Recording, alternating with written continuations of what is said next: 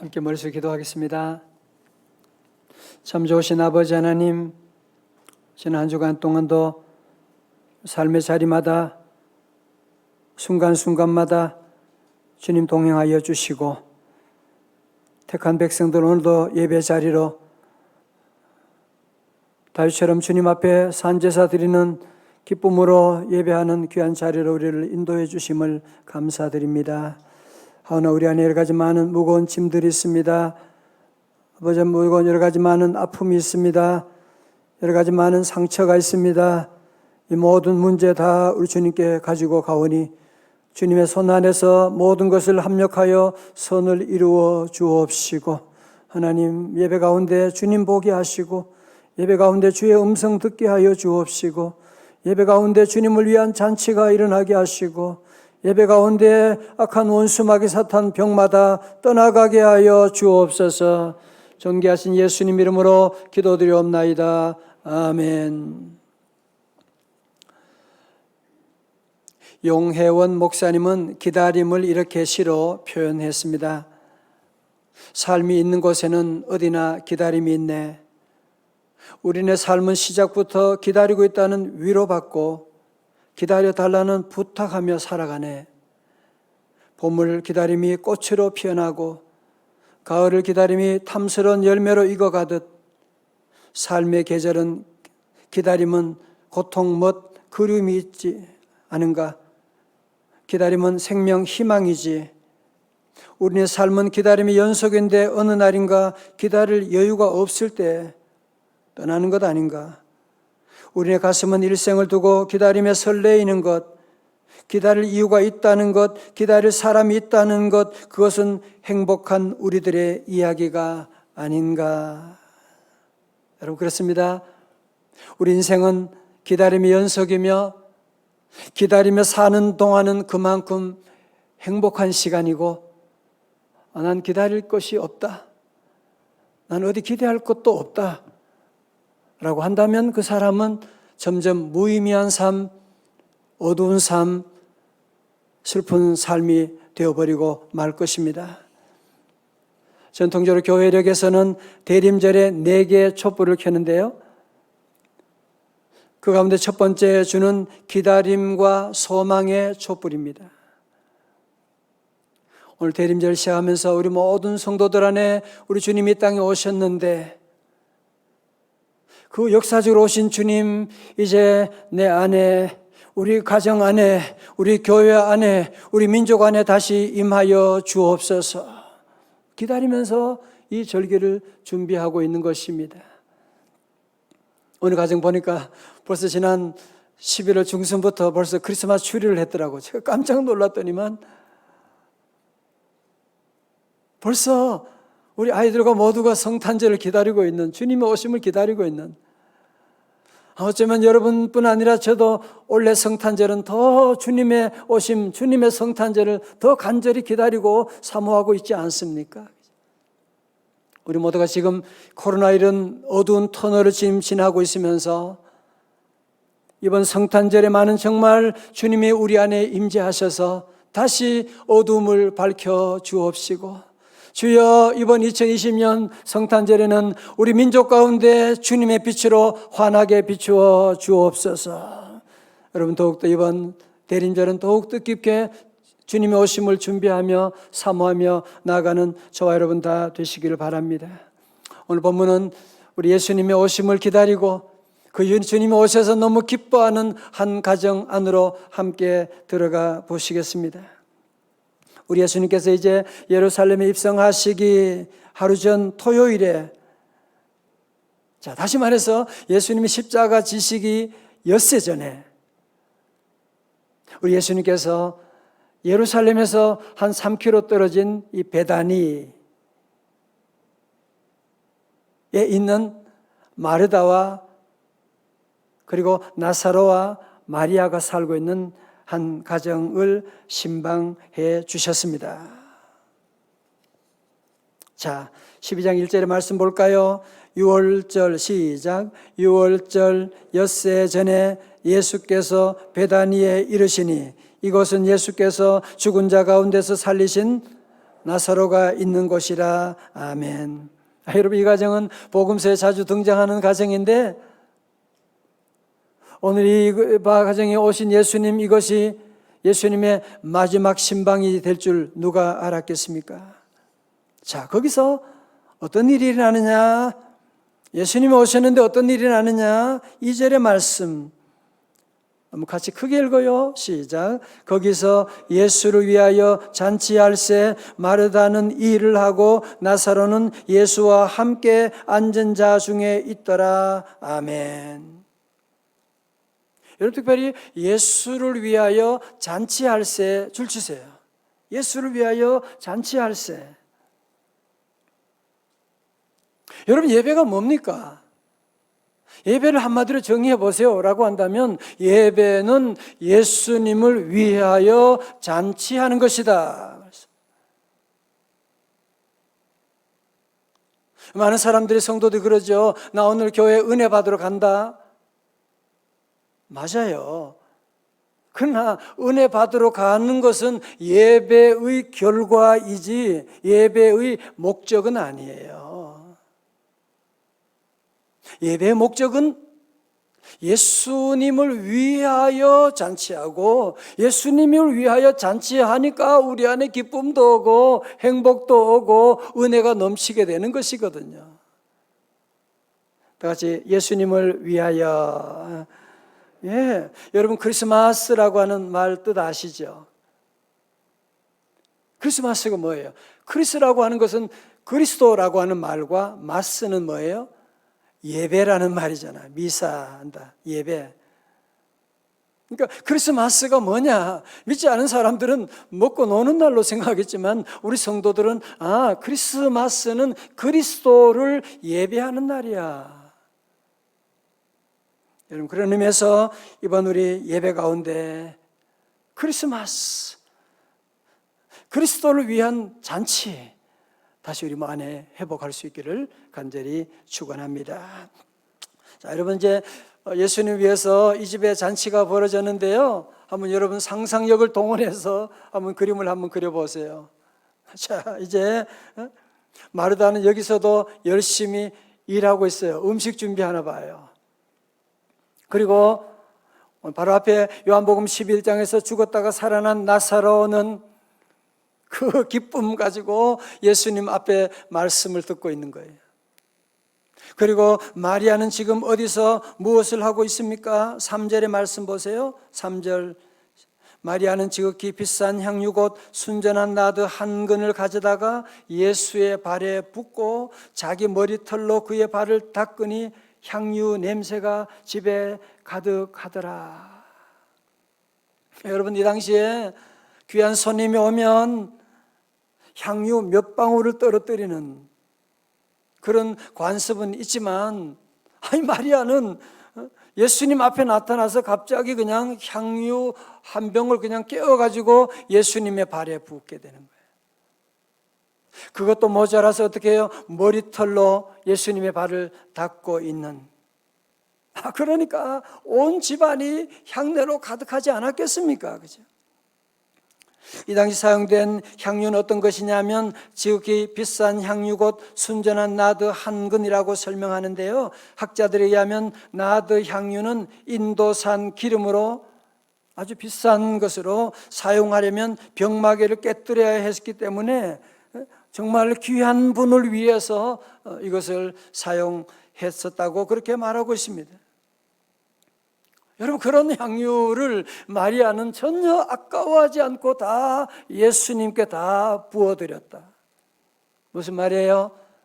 마리아는 자기의 남은 물질을, 남은 시간을, 쓰다 남은 별 볼일 없는 것들을 그렇게 주님께 드린 것이 아니라 자기의 전부, 자기의 최고, 자기의 모든 정성을 우리 주님께 쏟아드렸다고 하는 말씀.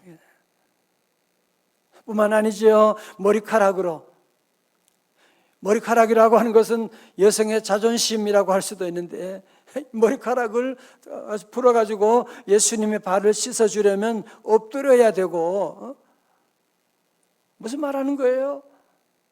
이것은 온전히 예수님을 위한 잔치가 지금 벌어지고 있는, 예수님을 위한 예배가 일어나고 있다는 겁니다.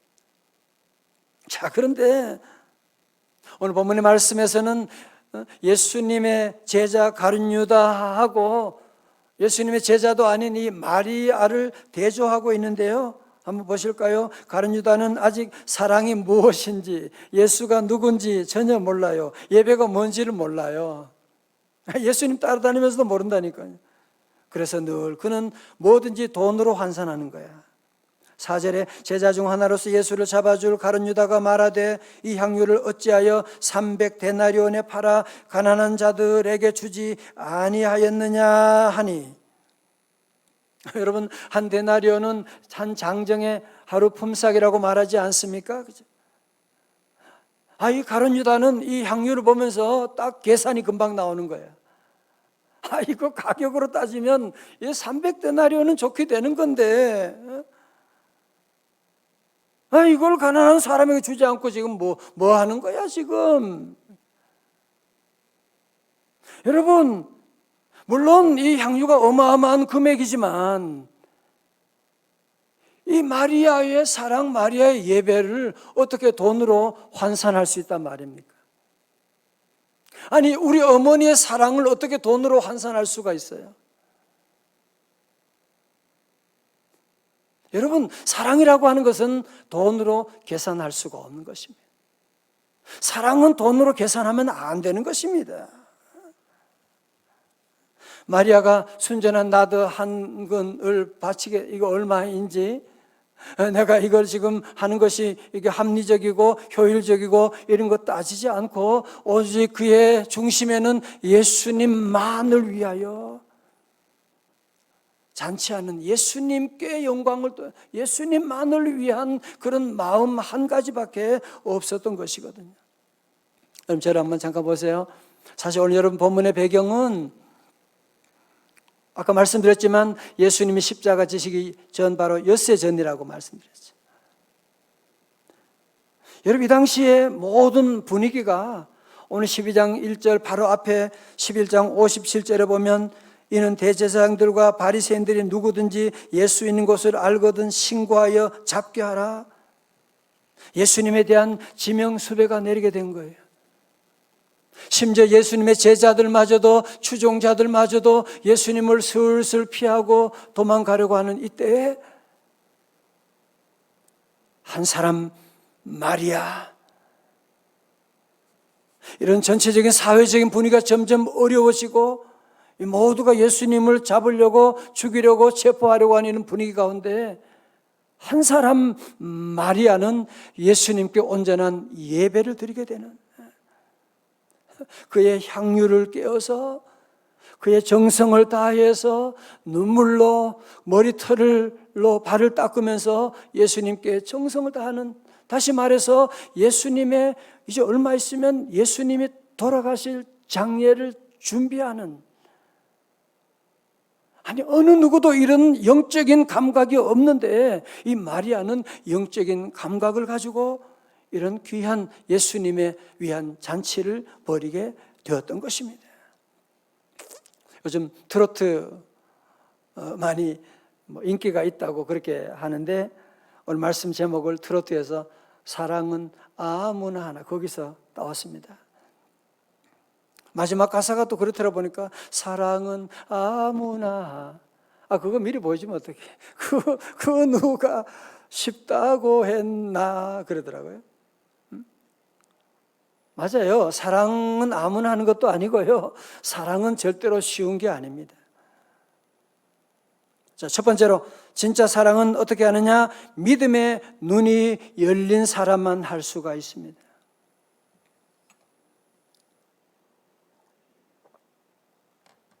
성도 여러분, 여기 마리아와 가룟 유다의 차이가 뭘까요?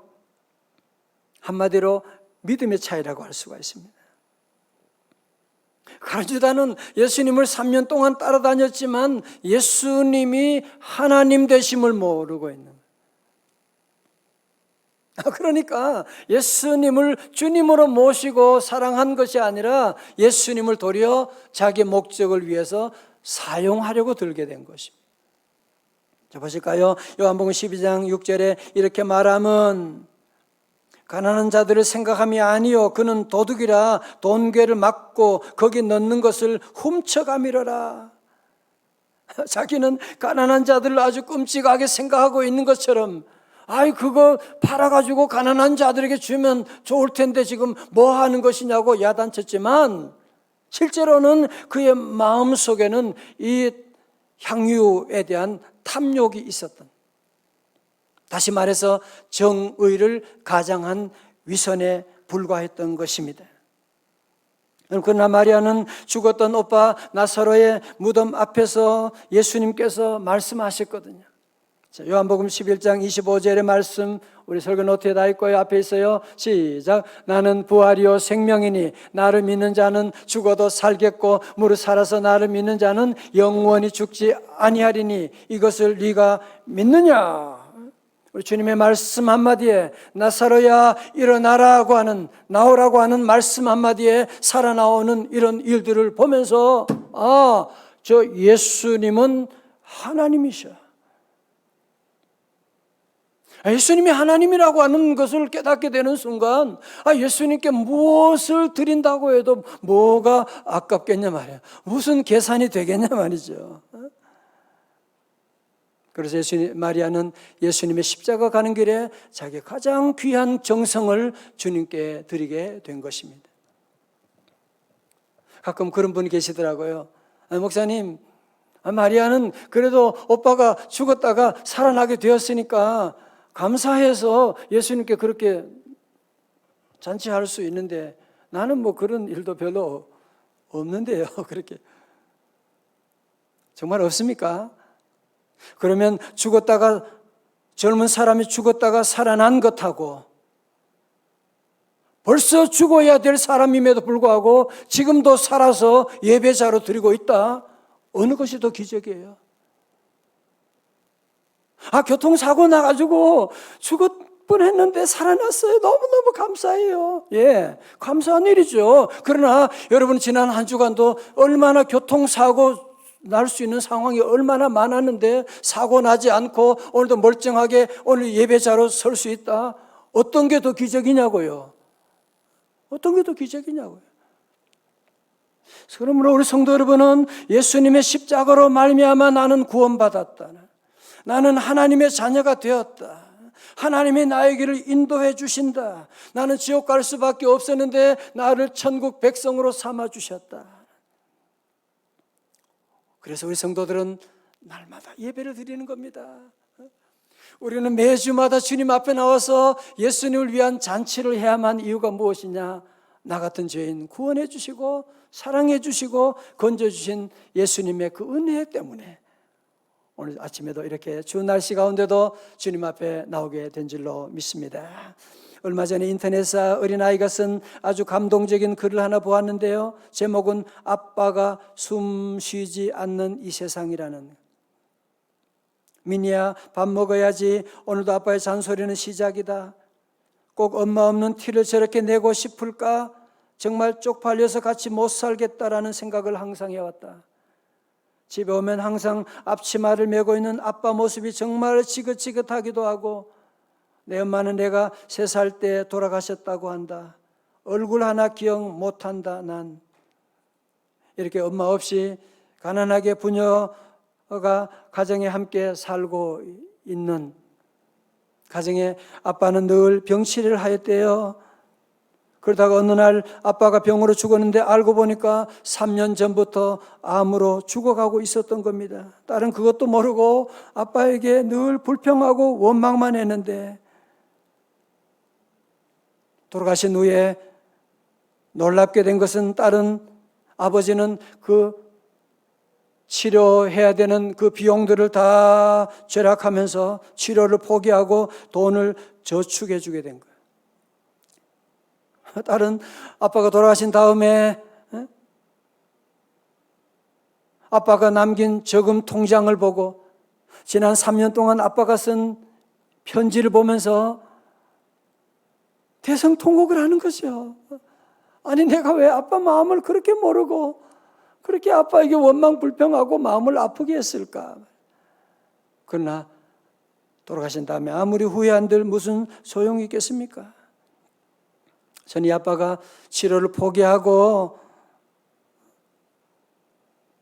그래서 딸을 위해서 돈을 모았다라고 하는 것이 좋은 방법은 아니라고 할 수 있을지 모르지만, 그러나 오늘 이 아빠는 자녀를 위해서 정말 계산하지 않는, 담이 없는 그런 사랑을 통해 가지고 이 자녀를 살려 주었다고 하는 것이 아니겠습니까?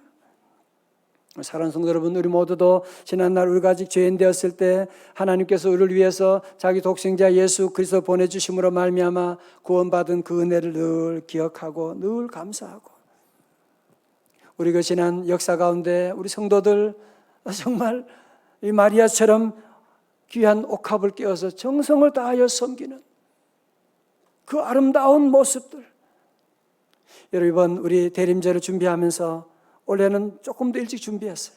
여러분 교회 안팎에 교회 학교 곳곳마다 교회 장식부하고 교회 학교 교사들이 다 일찍 와서 헌신하고, 그 모든 헌신들 김장하고 교회 안팎에 다 여러분의 헌신으로 옥합을 깨뜨림으로 하나님의 교회가 오늘까지 오게 되는 것 아닙니까? 너무너무 감사한 일이지요. 사랑하는 성도들, 저를 보세요. 우리 인생의 전성기가 언제입니까? 사랑할 때입니다. 우리가 언제 가장 행복합니까? 사랑할 때입니다. 여러분 신앙생활 할 때 언제가 가장 행복했나요? 사랑할 때거든. 교회 사랑하고 목사님 썰렁한 유머도 웃고 교인들 서로 사랑하고 교회 땀 흘리면서 일하고 섬기며 나갈 때, 그때가 가장 사랑스러운, 그때 가장 행복한 순간이었고, 여러분 사랑을 하면 예뻐지게 됩니다. 사랑이라고 하는 것은 시간을 초월하게 되는 것이거든. 여러분 야곱이 라헬을 사랑할 때 뭐라고요? 7년을 수일같이 여겼더라.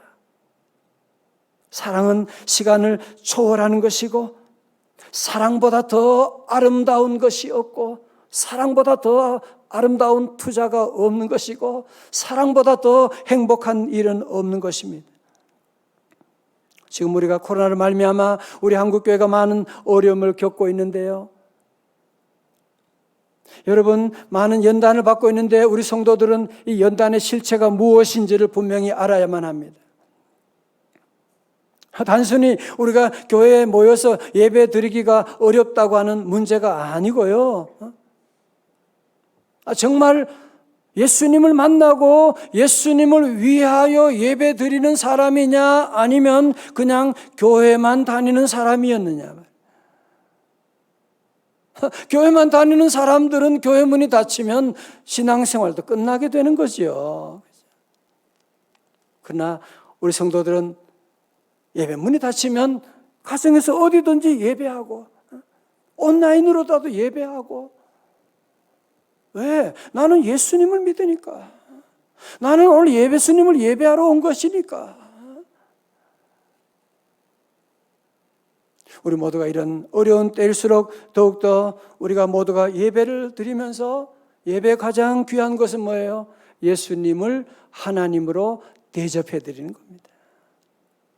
두 번째로, 사랑은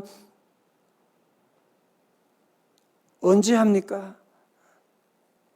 사랑은 타이밍이 중요하다고 하는 것입니다. 여러분 잘 들으세요. 오늘 일이 있기 전에 이제 있은 지 닷새 후에 예수님은 체포되시고요, 엿새 후에 예수님은 십자가 지시게 되는 거예요. 가룟 유다는 예수님이 이렇게 빨리 십자가 질 줄 몰랐지만, 기도하는 하나님의 사람 마리아는 영적인 감각을 가지고, 이제 예수님이 곧 세상을 떠나실 것이라고 하는 영적인 감각을 가지고, 그는 마지막으로 예수님의 장례를 위해서 이런 향유를 깨고 기름을 부어드리는, 자, 말씀 나오잖아요. 7절에 예수님은 이런 절묘한 타이밍을 알고 행동하는 마리아를 칭찬하는데요. 7절요. 시작. 예수께서 이르시되 그를 가만두어 나의 장례할 날을 위하여 그것을 간직하게 하라. 예수님의 이제 다가오는 이 장례의 일을 준비하고 있는 사람, 제자들이 아니라 바로 이런 마리아라고 하는 여인이 주님의 그 오심을 타이밍에 맞게 그 일들을 감당했던 것이고요. 8절의 말씀 가운데 가난한 자들은 항상 너희와 함께 있거니와 나는 항상 있지 아니하리라 하시니라. 4절 다 보세요. 여러분이 항상 있는 것과 항상 있지 않은 걸 항상 구분할 줄 알아야 돼요. 우리가 가난한 자들을 구제하는 것들 언제라도 할 수 있는 것이지만 우리가 주님을 따르고 주님의 십자가 지고 예배하는 것은 언제나 할 수 있는 것이 아니라고 하는 것이거든요. 주님이 맡기신 십자가 지는 것도 언제나 지는 것이 아니에요. 제가 늘 강조하지만 저도 제 인생을 살아보면서 늘 깨닫게 되는 것은 타이밍이 중요한 것이구나. 우리가 사랑할 때도 마찬가지 아니에요. 가족과 함께 지내는 것도 여러분이 타이밍이 있는 거예요. 타이밍이 지난 다음에는 아무리 땅을 치고 후회해도 다시 그런 날이 돌아오지 않기 때문에 그렇습니다. 우리 모든 성도들은 늘 주님께서 함께 하시고 예배 드릴 수 있을 때에, 기도할 수 있을 때에, 섬길 수 있을 때에 일할 수 없는 밤이 속히 오게 되는데 우리 하나님을 잘 섬기고 예수님을 온전히 하나님으로 잘 대접해드리는 예배자가 다 되시기를 주님의 이름으로 축원합니다.